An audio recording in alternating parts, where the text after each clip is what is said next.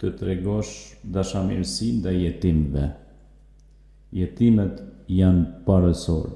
Disa prej këtyre fëmijëve janë fëmijë dëshmorësh, ndërsa disa i kanë humbur prindrit prej sëmundjeve dhe aksidenteve rrugore, dhe madje ndonjëri prej tyre është kurban i dëshirave botërore të ndonjërit në vende të ndryshme të botës.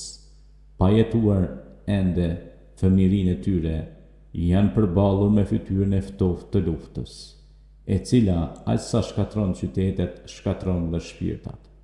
Tashmë nënat dhe baballarët e tyre nuk i kanë pranë. Ata meritojnë më shumë se kushdo tjetër që dikush të dalë për Zot.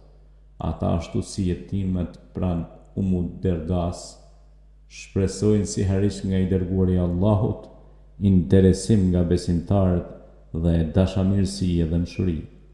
I dërguari i Allahut duke urdhëruar: shtëpia më e hajrit ndër muslimanët është shtëpia brenda së cilës ndodhet një jetim, ndaj të cilit sillen mirë, ndërsa shtëpia më e keqe ndër muslimanët është shtëpia ku gjendet një jetim, ndaj të cilit nuk sillen mirë.